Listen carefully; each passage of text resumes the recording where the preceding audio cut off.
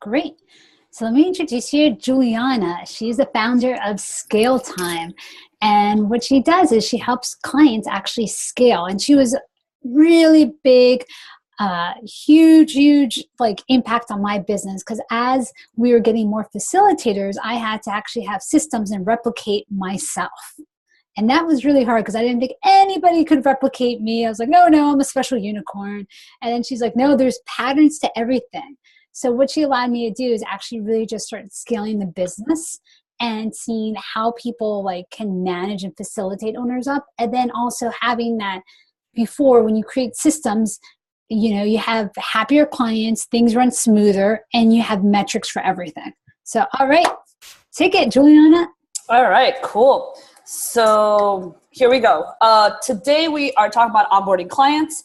And as you know, when you have a couple of clients, you may just kind of wing it. And as you start getting more and more clients, that winging it does not work as well as we'd like it to. And the thing that I just really want to impress upon you guys is onboarding. I almost call it like the ugly stepchild of processes. Like no one really cares about it as much until, you're like, oh, wow, that's really valuable.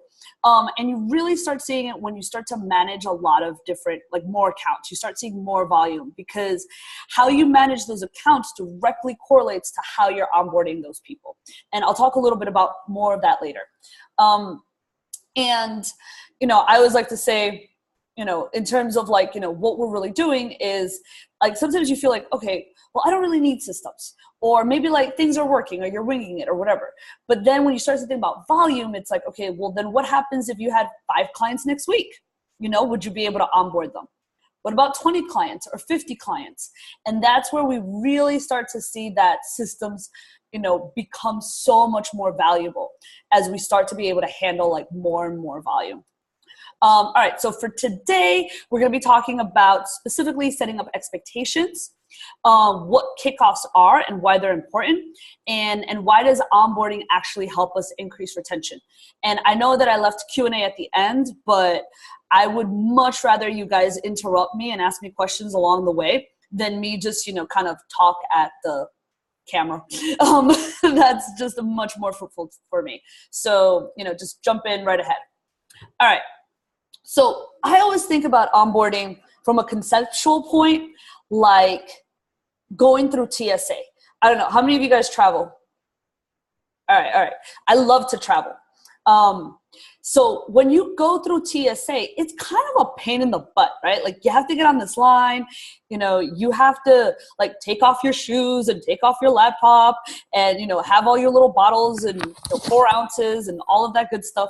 And it's really a pain, but what it allows for is a happy, safe journey to your destination, right? So you go through it because you know that you have to go through these steps and it's going to allow for a better journey. Now, every once in a while, I get a smart ass asking me, well, what if you've got TSA pre-check, right? Like, don't you get to zoom through that line? And then I get to say, as a global entry member, yes, you do get to zoom through the line, but you had to do something prior, right? You had to pay more. You had to put in the time. You had to do a special application, right? So there's some ways that you can kind of go through that line speedily, but there was something else that you had to pay in for. So in general, we can think about onboarding as going through TSA. You got to take those steps. All right, for you guys, and there's an onboarding checklist. If you want to take a look at it later on, it's bit.ly onboarding checklist, and I will send that to Tanya as well. So, everything that I'm going to talk about here, we can recap later, and you can, be able to tick it off. And that way, if you have any questions, just let me know. All right, so thinking about your client experience, right? So if we think about onboarding as this happy journey, as this happy experience, why would we even spend time or money on it? Why would we want to cultivate that? And this is just a really amazing statistic that is that as when you think about your marketing budget, or when you think about, your business development budget, it's so much more easier to retain clients that are already happy, right? Like to have clients to give you more money when they're already giving you money. As anyone knows, to go through a sale is is hard, right? Like, you have to do your lead gen, you have to figure it out. Like, you got to get people to commit, you got to get people to sign contracts. Like, every step along the way costs you money. And so to be able to retain clients for longer, is way more efficient, and it's way more cost effective, and your revenues increase, right? So people who, this was a study done, I want to say it was done by Bain and Company, where they took a look at companies that took 20% of their client acquisition, right? And they just moved 10% over their client experience and managing accounts, and they saw revenues increase of 200%, because happy clients stay with you longer and they refer you other people. So that single user, that single client actually can grow your business a lot more. So that's why this becomes even more important. Now, let's talk about what happens when you don't onboard your clients. So I'm gonna leave it to the team. What do you guys, like when you don't have proper onboarding, what does that look like in your world? I think you guys are on mute, so feel free to unmute yourselves. They don't know their expectations. They're like, what are we doing? What's next? When are we, they're just lost. Yeah. Anything else that happens? Well, a lot of confusion ensues if you don't have everything laid out and in a orderly manner. And even in your own internal systems, if you don't have things set up properly, the things that you need, then it just makes your whole process more time consuming. So there has to be some systems set up so when a new client comes in, A, B, C, D, E, F, and G happen off the bat, regardless of who the client is, because those things are always there. And then the part that I'm a little weaker on is what do I need to give what's the A, B, C, D, E, F, G that I need to give the client, so we set those expectations right up at the beginning. Yeah, definitely. I don't know. What about you, Nina? You got furry brow.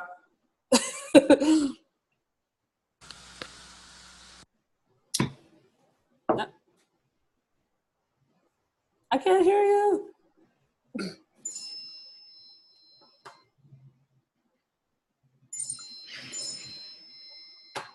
Okay. All right. So I don't know. I think you're on mute, but it's okay. But just take a look at it, right? So one of the things is that sometimes we're stuck with legacy clients, and we don't, which is, and sometimes these clients may be great and they're awesome. And sometimes they could be like the biggest pains in the asses because we took them on when we were like, we had to, we needed cash flow. And they're not accustomed to any new sort of, rules of the game that we're putting in place for new clients.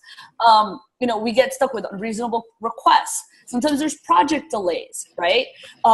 People that are on our team, especially if we have a flexible team with, freelancers or contractors or part-time staff, right? Like they're not really like what's going on with the client, right? So that back and forth, that communication gets like, poorly behaved clients, right? And then also being able to go from sales to production, right? That's that point, right? Where you're producing or you're fulfilling on the client from the sales, like that passing of information, you can't really do it, right? That's what I call passing the baton, which makes it really, really difficult. And then again, PITA clients, that's my version of saying pain in the ass. Because like we all know what that feels like. And we're like, the expectations weren't set. So what can we take away? Because, I can talk about onboarding for like a week, but I won't subject you guys to that. And we only have a couple of minutes, but 80-20, like what is the most important thing about onboarding? I would have to say it's setting expectations. This is the most important thing, right? Like what are your boundaries in your business? What are your communication guidelines? Like, do you want people to email you, text you, chat you, G-chat you? Right? Like what's appropriate, what's not? Who will contact your team? So sometimes you're in the sales process and you're talking to the business owner, or maybe you're talking to a director, depending on who you're dealing with, or you're talking to a certain executive account and they had the authority to sign and everything like that. And then all of a sudden, a new head pops up and you're like, whoa, who is this? Who am I dealing with? Or 5 heads pop up. And then all of a sudden you're like, okay, now I'm dealing with a lot of different people on that team. So really understanding like, who is it that you're dealing with?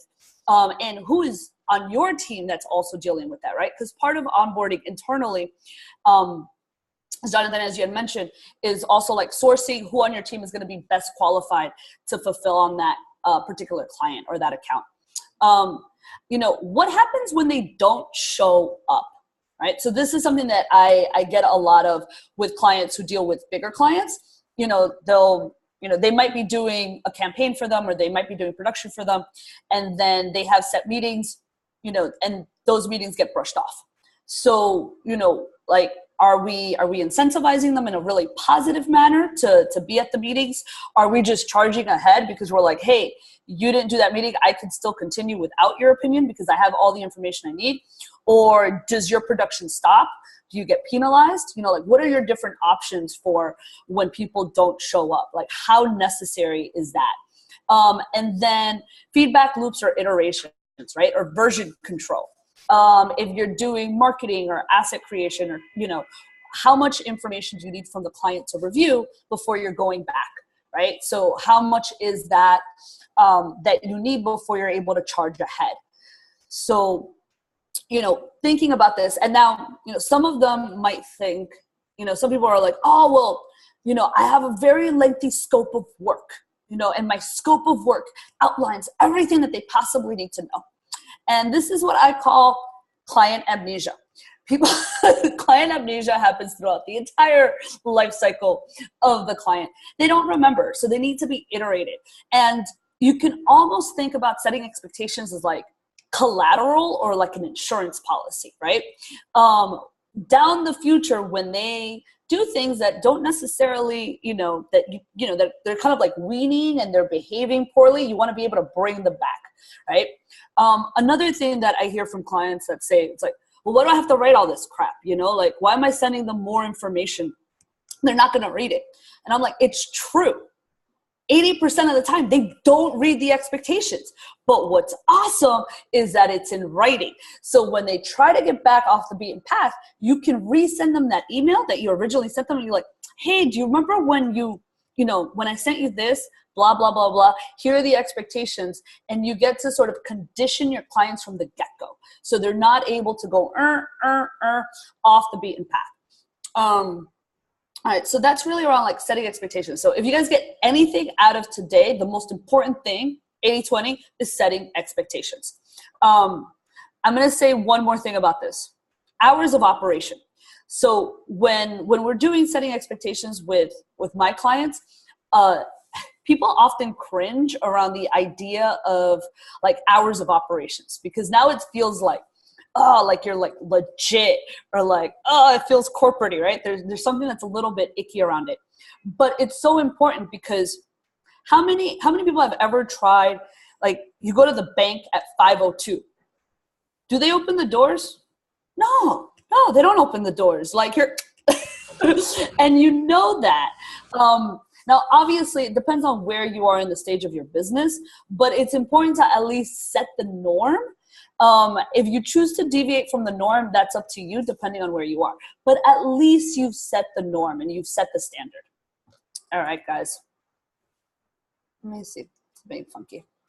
All right, so how we onboard, right? So we often think about onboarding as this singular thing, right?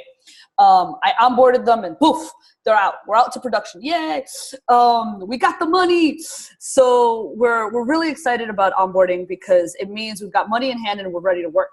However, that doesn't always mean that the work that we're going to do is the best that we can do. Because one thing, so we talked a little bit about setting expectations.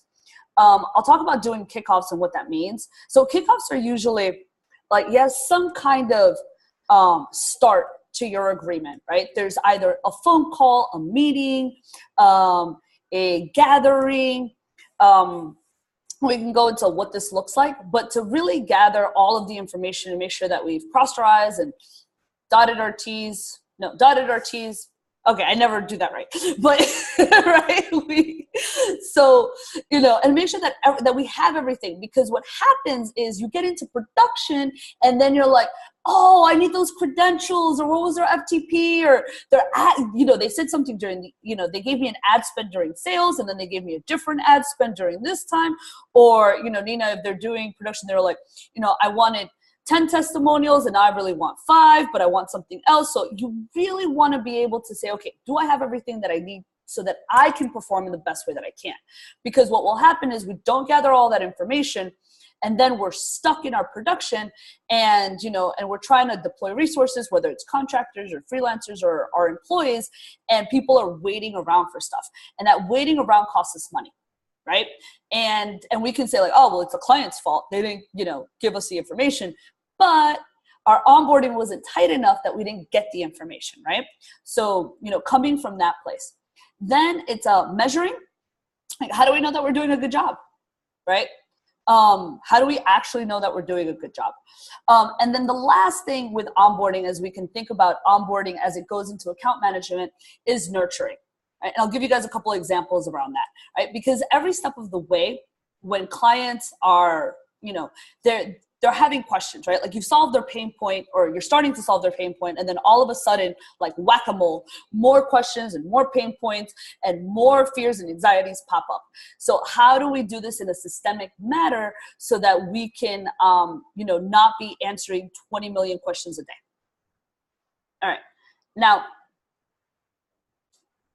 here we go. So thinking about, okay, so what do we need? Like, what are the things that we actually need, the documents that will help us to onboard people faster, easier, and way more happily, right? So I think about this as an intake form. It can be an intake form, an intake survey. This is basically like, what are the assets that you need to do a good job, right? Like, what is it that you need? If you're a web developer, you may need like their FTP information, or you need, did they have, like, do they currently have a website? Maybe they were on Squarespace and they want to move to WordPress. Like, what is it that you need to be able to develop it? If you're in marketing, and like you're creative and you're doing a redesign, like, do you have a style guide? Did they, like, what is it that we need in order to provide our job?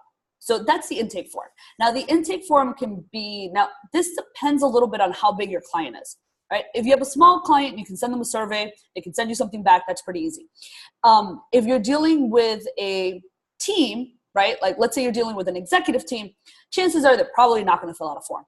They're going to be like, screw you, I don't have time for this. So we still want to be able to have everything that we need, and then we can send them stuff, like we can have them gather information, send it back to us, and then finish that off in the kickoff call. A client brief.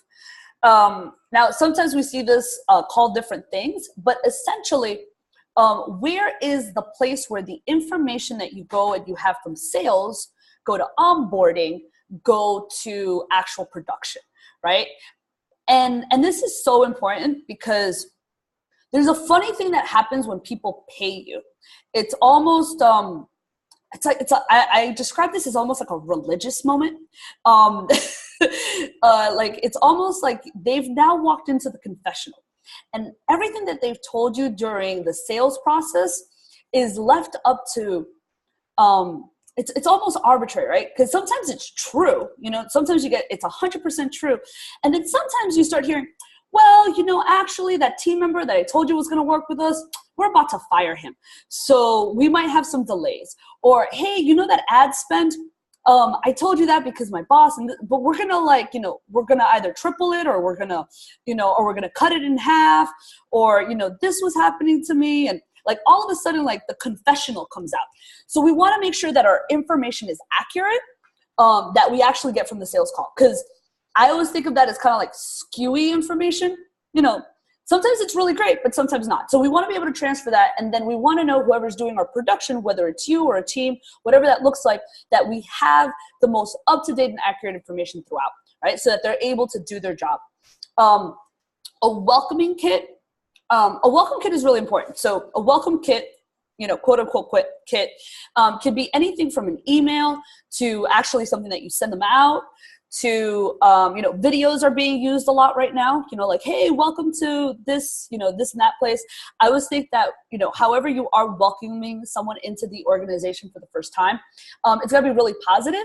And, and one of the tricks that I always use is make sure that you're going to put in a testimonial or something there, because the first thing that once people pay you, the first concern that they have is, was this the right decision?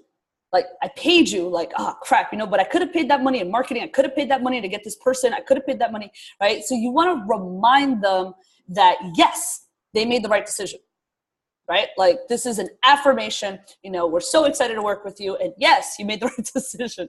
And then how will you be measuring client performance, right? Now, for some of you, it might be very, very easy, right? Like, if you're doing a marketing campaign, you're gonna be like, okay, well, the campaign is doing this, right? But you wanna make sure that your expectations and their expectations line up, right? Sometimes you're doing a marketing campaign for someone and you're like, oh my God, the CPL is this, and this is so great, and da-da-da. But they're a public figure, and what they really care is more about branding and how many people they're reaching and their audience, right? And so we wanna think about, okay, are we aligned, right? At least internally and externally. And are we measuring client performance so that we know that we're delivering the best results? And setting them up for that. Now, it could be as easy as doing reporting, if you're that lucky. If not, how are you making sure that they know that you are delivering the results up to your standard and also to their expectations? Because those two things can, sometimes can mean very, very different things depending on the client and your team. All right, kicking off. So kicking off is, it can be really, really simple as, if you're doing, let's say, SEO and you've got a ton of clients and like you just don't have time, like you can send them a video and say like, here's your account, this is what it looks like, do you have any questions, send them to me. So kickoff can be that simple. It could be a 10-minute phone call of saying, hey, let's say you're dealing with a single business owner, no big team, like it's really easy. It can be, hey, I got all of your information. I'm missing X, Y, and Z. Can you send it to me by, Tuesday? And is there anything else that I need to know? Do you have any questions, right? So the kickoff is really to get you guys on the same page and have any questions that you can do, or also, set them up. Tanya, I know sometimes she would back in the good old days or the past days, sometimes she'd set people up at the very, very beginning with some kind of structure. So, that could be a kickoff, just to be thinking about that. As you get bigger, you want to be able to make your kickoffs still, hold true to the individual, but make it as efficient as possible, because by now, the things that fall through the cracks and you're able to get them much, much more faster. So what do you really need for a kickoff? An agenda, like some kind of idea of like, what is it that I'm doing? Now, you might have kickoffs that are like 3 hours long. Let's say you're doing $100,000 like web development project, and you might be meeting with a team, and you might be doing like all of the creative stuff, and you might have a 3-hour kickoff. So you want to be able to create an agenda, know who's in the room. You want to be able to eliminate any doubt, right? Because they've chosen you. They've given you money. They now confide in you. They trust you. You want to be able to answer any questions, and you want to be able so that one day when you're not doing the kickoff yourself, that you have it structured so that somebody else could perform the kickoff, right? Whether that's an account manager, a marketing lead, a lead, right? You want to be able to have your kickoff so that somebody else can do it, so that you're no longer tied to the client anymore. All right. Post kickoff. So what do we do after the kickoff? This is a great time to recap and educate the client.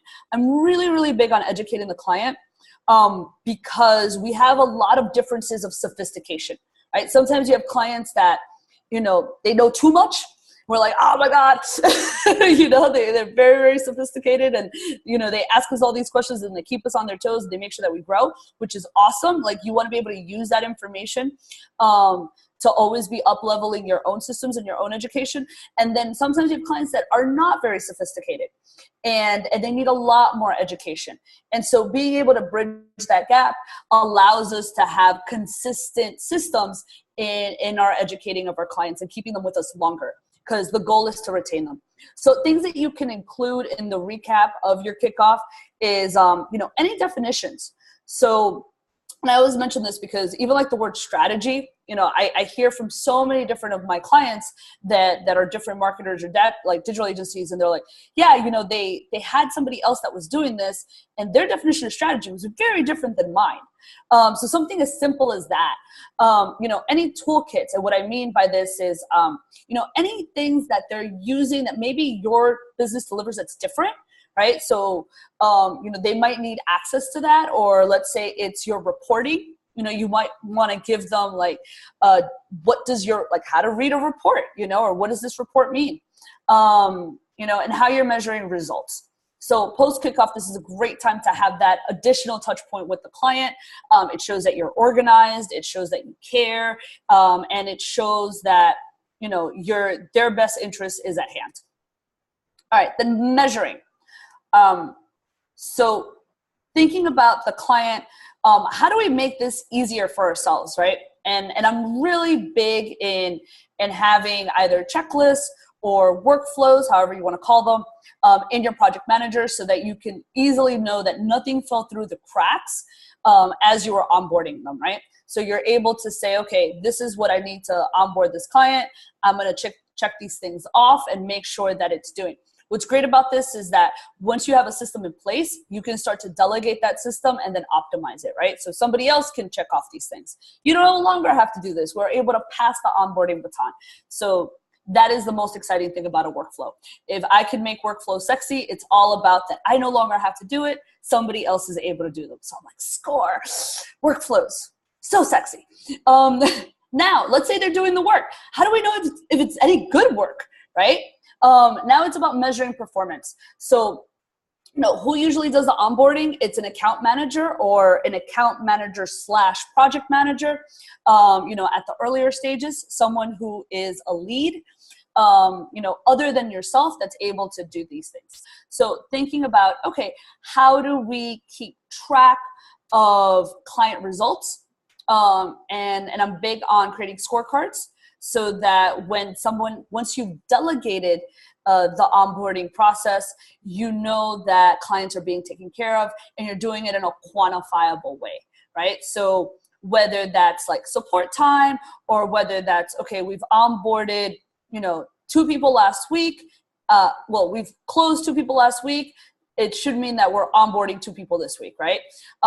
As opposed to we closed 2 people last week and we haven't onboarded anyone. That's not a good sign. That means we're delayed, and that's quantifiably hurting us, right? Because that means that we're not able to deliver results quickly enough. And it sets the stage of like, okay, we're lagging. All right. So I love this quote. It's like, the number one reason why 95% of business owners can't sell their company is because their business is 100% dependent on them running it. So, really thinking not only about onboarding, but also delegating your onboarding as quickly as you can. All right. And then nurturing the clients. So this is sort of post kickoff. And what that looks like is really thinking about, like, what is the education that clients have throughout your engagement, right?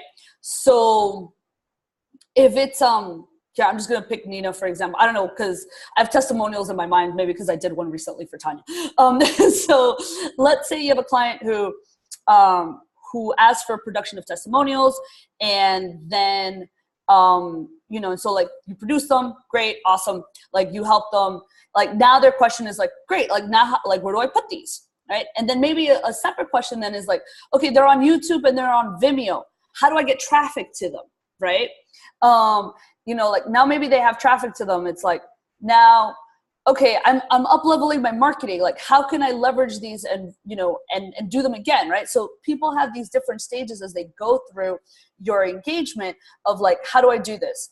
SEO is a lovely one at this, right? Because the first month of SEO, it's like, it's all messed up. It's like rankings are going up and down, you know, people like, and if they actually paid attention to the reports, they're going to be confused. So the first question, you know, so maybe a great content piece to send the first month of your clients is like, don't be confused by crazy rankings. This is normal. Like, you want to put them at ease, right? Like, their pain point is like, why is this happening? Or let's say you're doing ad spend. First month is research. Like, you don't necessarily want them to think that you're, you know, they're throwing their money away, but you can say something like, we're finding all these interesting things about your audience and we're calibrating, right? So, you know, really thinking about how do we ameliorate their pain, not only as the initial pain point, but as they're going through the cycle with you, so that they're staying with you, they're staying for longer, and they trust you, right? It's like every single time they trust you more and more and more. And it also allows you to create greater touch points, especially with those clients that we kind of are like set it and forget it. You know, whether we're not meeting with them as often because you're doing a campaign, or maybe like the web development is just like there. So we're able to touch point with them as well from a place of educating them, of keeping them engaged, and, you know, and it really differentiates us from the competition. So that's sort of the post onboarding that goes a little bit into client management, but I think it is pretty awesome. All right, some onboarding hacks is, as we're thinking about onboarding people or delegating the onboarding, we're like, crap, I don't have time to create the training as I'm onboarding somebody, right? Like I'm in it, I'm in the dirt at the same time. So something that you can do is actually take the next client that you are about to onboard and do a screencast of you actually going through the process of it. And that will help you sort of kill two birds with one stone. You're onboarding the client because you have to, and you're doing a screencast, which is creating your future training for that particular type of client. The other thing that you can do is sometimes if you have things that are really consistent, that you're sending clients at the beginning, maybe it's, you know, like, how do you get to your AdWords account? Because I need you to send it to me, or I don't know, I'm making stuff up. But, you know, it can be something that's really consistent that you send to a lot of different clients. You can put the documents someplace and then be able to provide a link to it, so that when you send them a welcome email or you send them things, you know, like you already have that standardization of documents, and then you're just sending the links. So you're making your email shorter, easier to digest, and you have consistency in your documents. And you can put that on the website, on your own website, you know, brand it, make it look like super legit. So that way it's pretty awesome. Quality surveys. So I'm a big fan of surveys. If you take a look across industries, retail actually has been going into doing surveys a lot more now, technological companies, but hospitality has been, I think, one of the best industries to have always been doing surveys. And I think we could learn a lot from that, because they're always improving their experience. And so when we think about surveys, you think about, like, after you've delivered your first milestone, whatever that looks like in your business, it's a great time to send a survey. The reason why I say first milestone is because it's enough time that they've gotten work, you know, and they know, like, whether or not they're happy with it. And then you can get some real feedback, whether it's feedback on your quality of work, feedback on your team. And you're able to really see, like, okay, you know, how can I still make them happy in the next couple of milestones that I have in the future. And so this was also something I did this, I think I did this like 6 months ago. Crystal Knows, which is this technology app, right? And what it does is that it looks at your communication styles. So you can actually go through your ideal clients and put them into Crystal Knows and see what their communication styles is. So as we're trying to deliver that external communication to our clients, and, you know, sometimes I'll have a welcome kit and it'll sound very professional because the clients are very professional. But then you have other clients that are like, you know, we're building a tribe and, like, you know, everything is awesome. Like, so it's very different. And you can, you know, really engage with the client on that, like, particular level, and you can systematize it because Crystal knows, she actually knows, which is pretty cool. And then, as always, like I mentioned before, using testimonials. People often think about testimonials as something that they use in lead generation. But I'm a big proponent of using testimonials in your onboarding because it's reinforcing that positive choice that they just made, which is huge. And all right, 12:35. Awesome. Questions?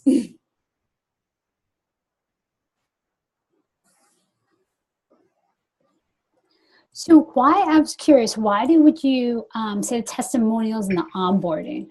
I've never heard that before, so I'm curious to see what it is what made you think of that. And I don't remember where I got that from. I tend to get information from a lot of different places, but I definitely saw it someplace, and it was, I forget the statistic, but it's like one of the reasons why like clients will leave you pretty quickly. Like I remember like last December, I paid a bunch of money for copywriting and I was like, this is not working. And I knew within the first month. So usually, the testimonial is just that reinforcement of like, the same reason why you would do it in lead generation. It's just reminding people that like they've made that right decision. It's reinforcing their positive decision that they've made to work with you. Do you have an example of how you go about it? Because I think I'm still not sold on that. On how do you put onboarding? I put it on my onboarding email, like my initial email, and then I have a picture of a face because like that humanizes it. They're like, oh, there's other people like me, with a line around like, oh, we were able to decrease our workload by 80%. Okay, cool. I have a question about surveys. So people don't necessarily want to take the time to do surveys. So I'm sure that you have some thoughts on how long the survey should be, what should be included in it. So let's say you hit your first milestone. What do I want? 3 questions, 8 questions? What's the tolerance level? Yeah, you can do it. It should be no longer than 5 minutes. 5 minutes. Yeah, no longer than 5 minutes. And so, there's ways to automate the surveys too, which is kind of cool. Like if you're using, for example, FreshBooks, like after you send them the invoice, or you can set it up for a particular invoice, it can send you a survey as well, with like 2 or 3 questions like, hey, let us know how we did on our and so that's a way that you can automate it. So people are paying the invoice and then they have to, they're answering it right away. So it's like really easy and it's quick if you're doing a 2 to 3 question thing. And you're right. Sometimes people, they don't want to do the surveys, but then it's up to you or the account manager to really put it under the context of we care about the quality and we want to make sure that we're providing the best service possible. Because sometimes people feel like they're going to do a survey and it's going to go into the ether and it doesn't matter, right? So you really have to sort of stipulate that it matters and that like changes will be made because of that survey. And then people are usually pretty candid about doing it as long as it's short. Now, a survey to an owner is different than a survey to somebody who's on the project reporting to the owner. So how does that go? Do you want a short survey going to the business owner who gets reported to, or are you only dealing with the person who's the immediate contact? So project manager deals with this person at the company. Do they get the survey, or does it go up the chain too? It depends on how big your chain is, right? And it depends on who's paying you. And then like what kind of questions do you want? So sometimes like if you're dealing with, let's say a director, right? And they're not necessarily, or someone who's the assistant to the director, right? Like a DA, then, you might be asking questions about like how you guys are producing and how you guys, whatever, because they're like, you think about like, what do they care about, right? Like they care about looking good. Right? Like they care about like looking good, getting promoted, meeting bonus, making sure that their budget's on point, so that their boss. So like you want to tailor your questions towards like, okay, like not like, are we making you look good, but are we performing to standards? Are we meeting your budget? Like you want to kind of measure the expectations. And that's why at the beginning of the onboarding process, it's really important to understand what the expectations of the different players are. Whereas for the boss, like they want to know, they might care more about, like actually, okay, are you playing nice with other vendors or other people that we have in the marketing field, right? Like, so you might be dealing with someone who's doing social media, right? Like, I mean, they might care if you're playing nice with them. They will care, about their ROI. So they're going to be more ROI specific. So you want to be able to match the survey to their expectations. Does that help? It does. Thanks. Okay, cool. Any other questions? I have another one. Yeah, go for it. PITA clients.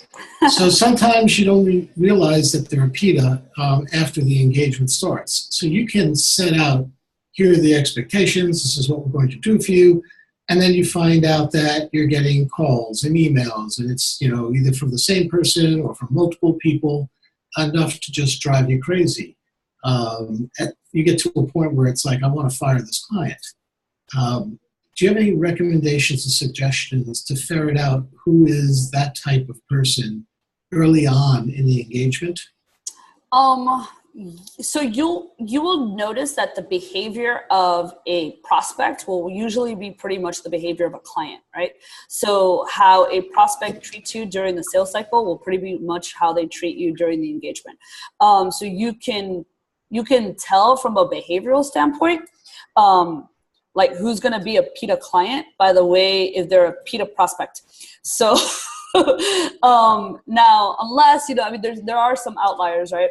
To be able to tell, so like you can qualify them early on whether or not like you want them or not, because you're like, oh man, this person's going to be a PITA. Do I want them or do I not? Right? So that even before you get to the onboarding process, once you're in the onboarding process and you're like, okay, I took them.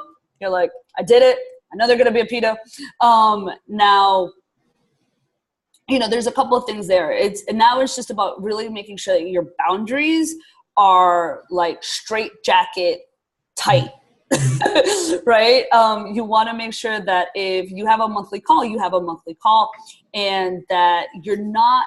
So they can think everything is an emergency, and they can think that everything is urgent, but you know better.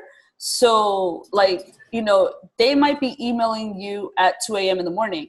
You don't have to respond at 2 a.m. in the morning. Oh, absolutely not. Right? So, in fact, when I get emails at night, I just got smart about this a little while ago. Sometimes I do want to respond because I can. It happens to be a good moment. It's 9 o'clock. I'm sitting here with my iPad watching a baseball game. I now delay emails so that, I might want to answer it to take it off my plate for the next morning, but that email will go out at 8:30 in the morning the next day. So I have a scheduler. That helps a lot. But there are some situations where, there's a difference in time zones. And that can get a little complicated because sometimes, the person you're working with, they're available at the end of the day. Their end of the day is, let's say, 5 o'clock. That's 8 o'clock for you. Yeah. So how do you deal with those sort of boundaries over, varying time zones? So are you saying your freelancers are overseas or like? Well, it's both ways. It's both ways. Okay. It could be both ways. You can have freelancers who are 6 hours or 8 hours in one direction, clients that are 3 or 4 hours or 8 hours in another direction. So I think it's important to know what the outwardly communication is to the client, right? So like internally, you could be emailing all day, every day, to your team. But like knowing like when is appropriate to email the client and having your team understand like what the expectations and boundaries are to email the client, right? So that they're setting up their schedulers, so that client doesn't end up usurping your team as well. Because sometimes what will happen is, like a client who's like really like, they're like, well, you're not answering me, so I'm going to go to your marketing lead and get the answers, right?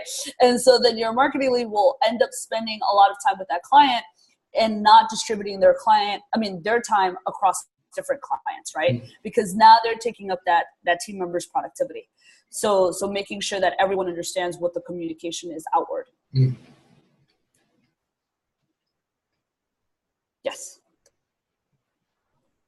Wait, hang on. Okay.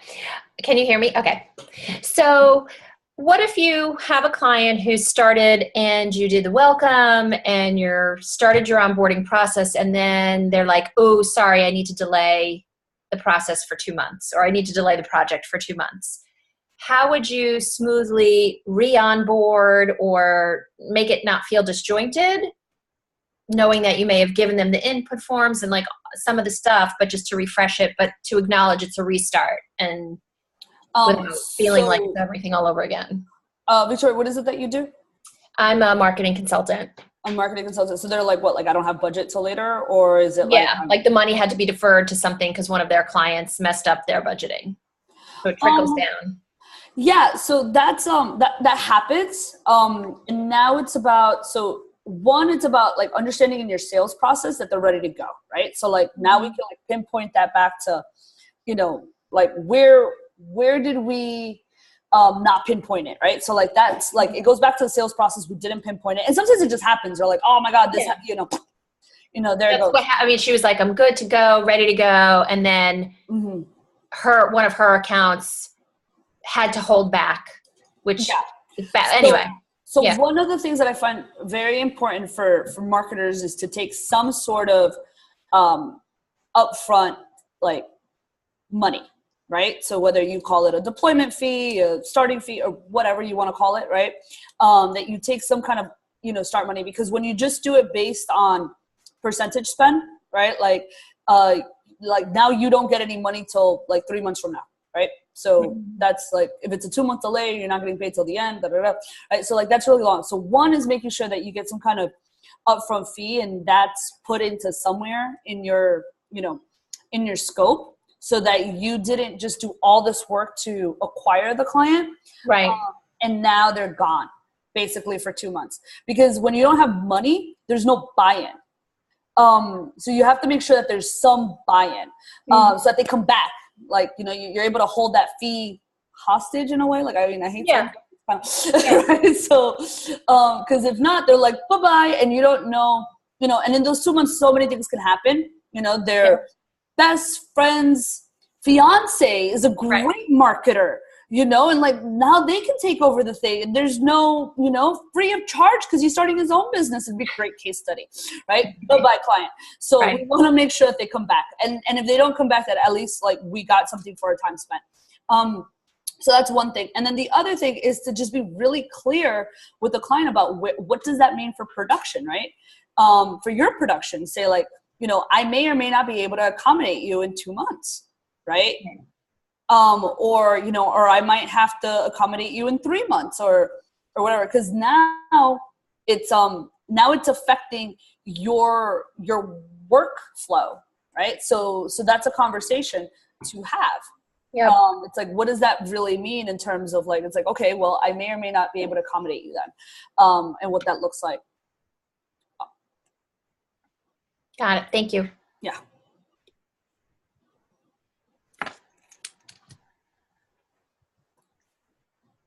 Any other questions, guys? We have 10 more minutes. As far as setting up workflow. Nina. Oh, yes. As far as setting up a workflow, so do you I mean, there's so many out there. There's Asana, but do you have any preference? Is Trello, I know that Tanya likes Trello. Is there any one that works particularly well or is well suited for an onboarding process, or basically pick one and use it? Well, first, I put it in whatever project manager you're using. So if you are currently using a project manager, that's the easiest place to put your workflow. If you're currently not using a project manager, then I would highly recommend you start. Are you using something right now? Well, you see, I am, but I use OmniFocus. Okay. But that's not really for groups as much as it is for me. Yeah, it's an individual, so it's exactly. Not, so I've used Asana. I've not really loved it. So I'm kind of looking for something, and I don't know, maybe it's just Google Docs. I mean, you know, but if you know of an effective platform to use, that would be, you know, I would benefit from knowing that. Okay. Well, how many clients do you currently manage? The range could be at any given time, anywhere from 10 to 20 could be active. Okay, 10 to 20 that are active. Mhm. And then are you more of a visual? And then like, do you have team members helping you with those projects? In many cases, yes. In some cases, no. Okay. Yeah, all right. So you need something that's collaborative, that you can, do you care about seeing across different clients? Because at Well, that level, I would highly suggest that you start seeing across different clients so you can see where they're at. see, that's the thing. I mean, I use Slack and I keep individual channels set up because at least that keeps all the communication for a particular project in one place. I kind of like that. I Yeah. don't use it as a social network for business. I use it in that manner. But I'm trying not to get too many things. I mean, if there's some way of being able to have a project manager and maybe connecting it to a Slack channel, that would be ideal. Yeah. So I want everything in one place. I don't want, this group that might be working on this project to get confused with this other group that's working on a completely different project, even though some of the members may be working on both. Yeah. So Slack is really good for communication. It also integrates with a lot of different project managers. I would consider, just because of the volume that you have and what you're doing, either looking at Teamwork, Red Booth, or Reich. I've heard of Reich. I mean, they're all about the same price point. Because you have a lot more clients. Like if you had less volume, then I would recommend something like an Asana or a Trello, but you have a little bit more volume, and it would be good for you to be able to see across the different clients. Now, if you're not gonna, use it for project management, which I'll let Tanya handle that, then Asana or Trello would be fine to put your workflow in. Mhm. But because I would highly recommend you start using a project manager because that'll make your life easier. I've used Asana. I just don't love I love the way it works, but Yeah. What don't you love about Asana? I don't know. I just find the interface a little clunky. Yeah. Okay. You might like Teamwork. Teamwork has a nice UI, so I would check that out. Great. Thanks. Yeah.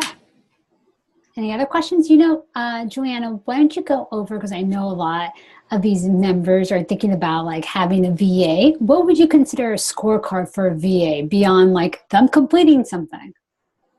A scorecard for a VA, for a virtual assistant who's going to, like, just in general for a VA, or what do you mean? Think about something, for example, maybe they're updating their sales or managing something. What are the questions that you should be thinking about, even if there's no results, for creating a scorecard? Okay, so when we're creating a scorecard, I always think about it as, like, the first thing that I think about is, what are the tasks that are helping to move my business forward, right? So just from like a high level, and then bringing it low, like as opposed to just like throwing stuff at a scorecard, which you can, but it's not usually that helpful. So first it's like, what is it that is, pushing my business forward? So if it's like, if they're helping you actually, optimize a AdWords campaign, I'm going to use that as an example, then, we would think about, okay, what's helping to push our business forward are the results for that campaign, right? Because the results mean that, like, that's going to be a happier client. So then what do those results look like, right? Like, what are they actually responsible for? So, because we don't want to say, okay, we're going to give that person, a score around lead acquisition. They have nothing to do with lead acquisition, right? Like, in terms of your business. So really thinking about, okay, how do I now match what it is that I want for the business with what they're responsible for? And then going deeper into that. All right. So like, let's say then results, then are they responsible for impressions? Or like once they optimize a campaign, or are they responsible for, the cost per lead? Or let's just keep it simple. Like, let's just say like how you're using your virtual assistant, right? Like updating the sales, following up with them. So how are you keeping your score? Because a lot of people here are using their virtual assistants in that, like following up and updating information or doing mundane things? For lead generation, you mean? Yeah, when you're using your virtual assistant, like in the sale and like following up the sales contact, putting their information in, like how are you keeping score of that? Yeah, so for me, it's so I currently have my assistant on using Streak, right? And so what I'm keeping track of is, okay, so I'm like, okay, so for me right now, since I'm doing lead generation, the most important metric for me is like how many sales calls I have per week, right? So I'm measuring like sales calls per week, and then also making sure that depending on how many people actually connected with us, that she's scheduling, right? So what's the conversion between, or what's the lag, like how many days are going from how many, let's say, people responding to her responding back, right? So we want to think about things that are measurable and quantifiable. So something could be along like how many days, days and lag, like that's something, and for a lot of people that I know that are owners up who use VAs that are international, right? So then we start thinking, okay, like if you're spending more than, right, let's say a day or a cycle, right? Because my morning, her evening, her like that's not a good thing, because that means that like I'm lagging in a hot lead. Like a lead could be really, really hot and they can go cold because we're not spending time responding, right? So days is important. Scheduling people is important. Making sure that the scorecard and that all of the output is quantifiable and I'm able to see it. Streak or any sort of CRM that you have should be able to do reporting. So you should be able to get these things out. If you're using something that isn't doing reporting, then you want them to be able to, something like this nature, like create a Google Sheet where they're putting in information on a weekly basis so you can see it. The most important thing is that they're getting the numbers. And are you informing the VA of the report, your virtual assistant of the report, so she knows she's on track? Does she know she's on track? Well, we just instituted a new system, so I have to do that this week. But yes, every single time that I institute a new system and it's up and running, then like, yes, they know that they're on track, because like we're able to see like, okay, what is it, like what's acceptable and what's not, right? So like there's always going to be targets. So whenever I'm thinking about delegating to somebody, I'm thinking about, okay, what are the targets, right? Like what's the goal? Like, why are they doing this? What are the targets? And then what's the completion indicator, right? So the completion indicator for, schedule calls is that it's on my schedule, like, that they know that it's confirmed and it's on my schedule. For something as like responses, it's that, they went into LinkedIn and the responses were put in there, right? So always knowing like what that end outcome is. So you're doing it based on time. That's how you're measuring it. Got it. So time and numbers, right? Now, sometimes so here's something else that's pretty interesting. When you think about scorecards, a lot about it is like it's performance, but it's also developing skill sets and habits, right? So right now, I would, for her, I would say like, okay, I want to know X amount of like calls get scheduled per week, right? So let's say it's 3 calls get scheduled per week just to start off with, because she's just starting. 3 months from now, it might be, 10 calls get scheduled per week. And later on, it might be the conversion, right? So we're saying, okay, well, like, what are we doing to improve the conversions on this, right? So like now we're talking about like not only time and absolute measurements, but then we're also talking about percentages. Got it. All right, guys. Well, thank you so much, Juliana. And then, yeah, guys, have a great week. See you virtually. All right. Yeah. Thank you, Juliana. All right.